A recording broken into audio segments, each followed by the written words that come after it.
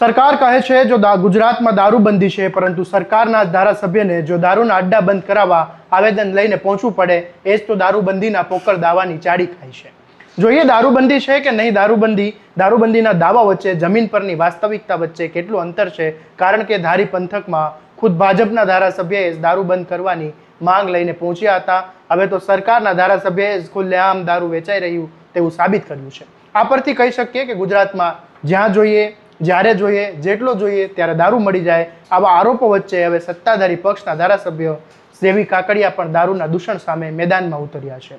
શું છે સમગ્ર મામલો, આવો વિગતે વાત કરીએ આ અહેવાલમાં।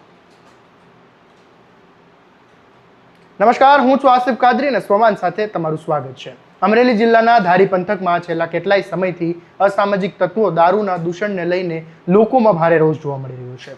વેકરિયાપરા વિસ્તારમાં ગઈકાલે બે ખેડૂતો પર કેટલાક અસામાજિક તત્વોએ હુમલો કર્યો હતો। હુમલામાં બંને ખેડૂતો ગંભીર રીતે ઈજા પહોંચી હતી અને તેમને અમરેલીની સિવિલ હોસ્પિટલમાં સારવાર માટે ખસેડવામાં આવ્યા હતા। આ ઘટનાથી ખેડૂતોમાં ભારે આક્રોશ ફેલાયો। મોટી સંખ્યામાં ખેડૂતો, મહિલાઓ, વેપારીઓ અને સ્થાનિક આગેવાનો એકઠા થયા હતા અને તેમની સાથે ભાજપના ધારાસભ્ય જેવી કાકડિયા, પૂર્વ ધારાસભ્ય નલિન કોટડિયા, પૂર્વ ધારાસભ્ય મનસુખ ભુવા પણ જોડાયા હતા। ત્યારે શું કહી રહ્યા છે જેવી કાકડિયા, સાંભળી લો। સાંજે 5 વાગે જે ખેડૂતો નનુભાઈ અને એના ભાઈ અરવિંદભાઈ બંને એના ખેતરમાં ખેતી કામ કરતા હતા ત્યારે અસામાજિક તત્વો દારૂ પી અને આ બંને ખેડૂતોને ખૂબ જ માર્યા છે અને આ ગુંડા તત્વોને તાત્કાલિક જેલ હવાલે કરી અને કાયદેસરના પગલાં લેવા માટે અમે આજે આવેદનપત્ર મામલતદાર ઓફિસે માનનીય માજી ધારાસભ્યો નલિનભાઈ, માનનીય મનસુખભાઈ, માનનીય અમારા જિલ્લા પંચાયતના સભ્ય ખોડા કાકા બધા સાથે મળીને વેકરિયાપરાના તમામ આગેવાનો અને તમામ ગામના જનોને આજે દેશી દારૂના અડ્ડા જે ધારીમાં છે એનું અને ખેડૂતોને જે ખોટી રીતે માર માર્યો છે આ બંનેનું અસામાજિક તત્વો ઉપર તાત્કાલિક પગલાં લઈ અને જેલ હવાલે કરવા માટેની આજે આવેદનપત્ર આપેલ છે। સાહેબ, ધારી સિવાય આખી વિધાનસભામાં દારૂની રેલમછેલમ છે, આખી વિધાનસભામાં પગલાં લેવાશે? આખા અત્યારે જે ડીએસપીને કીધેલું છે કાલે સાંજે બનાવ બન્યો ત્યારથી કે તાત્કાલિક પગલાં લઈને બંધ થવું જોઈએ, એના માટે આજે ડીએસપી સાહેબને કાલ રાત્રે જ કીધેલું। કયા પ્રકારના પગલાં લેવાશે, શું માંગ? દારૂના અડ્ડા બંધ કરવા જોઈએ। ધારી પંથકમાં ચાલતા દારૂના અડ્ડા અને અસામાજિક તત્વો સામે કડક કાર્યવાહીની માંગ કરી હતી। સ્થાનિક લોકોએ આક્ષેપ કર્યો છે કે વિસ્તારમાં ખુલ્લેઆમ દારૂનું વેચાણ થઈ રહ્યું છે। દારૂના કારણે લુખ્ખાગીરી વધી રહી છે અને સામાન્ય લોકો, ખેડૂતો તથા મહિલાઓ અસુરક્ષિત અનુભવવા લાગી છે। અનેક વખત રજૂઆત છતાં સ્થિતિમાં કોઈ ફેરફાર ન આવતા હવે લોકો ખુલ્લેઆમ વિરોધ કરવા મજબૂર બન્યા છે। ત્યારે શું કહી રહ્યા છે આ મહિલા, સાંભળી લો। માગણી એટલી છે કે ધારાસભ્ય આમાં પૂરો રસ લઈને તો દારૂ બંધ થઈ જાય અને આને પાસાની સજા થવી જોઈએ અને જો આને સજા નહીં થાય ને તો આવા બુટલેગરો, આવા દારૂડિયા ઘણાય નીકળશે બારા અને લોકોને ધારીમાં જો અમારા પરામાં હેરાન કર્યા હોય। મારે આમાં એક જે બોલું આવ્યો છે, બોલું કોમેન્ટ આવી છે।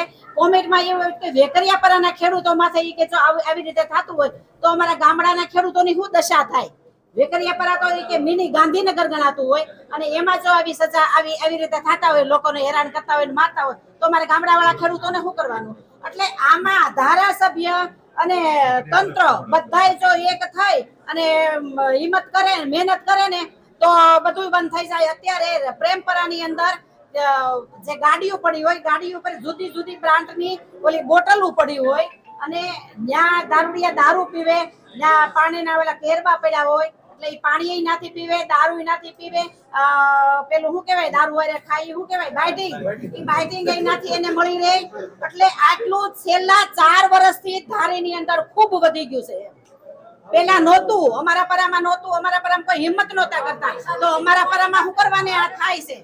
એટલે અમારી ફક્ત એટલી માંગણી છે કે આને પાસાની સજા થવી જોઈએ।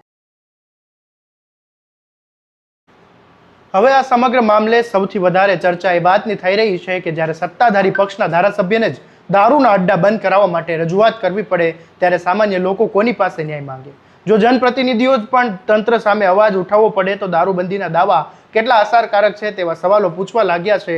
ધારાસભ્ય જેવી કાકડિયાએ પણ સ્પષ્ટ શબ્દમાં દારૂના દૂષણ સામે કડક કાર્યવાહીની માંગ કરી છે। અને જો ઝડપથી પગલાં નહીં લેવાય તો વધુ ઉગ્ર વિરોધ કરવાની ચીમકી આપી છે. ગુજરાતમાં દારૂબંધી ખરેખર માત્ર કાગળ પર છે અને જો ખુલ્લે આમ દારૂ વેચાતો ન હોય અને ધારાસભ્ય અને પોલીસ પાસે રજૂઆત કરવાની જરૂર કેમ પડે અને જો સરકાર પોતાના જ પ્રતિનિધિઓ દારૂના દૂષણ સામે રસ્તા ઉપર ઉતરી રહ્યા છે તો પછી જવાબદારી કોની ગણવી?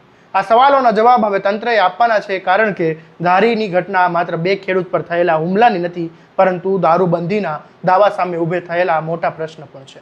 વધુ અપડેટ માટે તમારા સ્વમાનને સબસ્ક્રાઇબ કરો અને આ વિડીયોને વધુમાં વધુ શેર કરવાનું ભૂલતા નહીં. નમસ્કાર.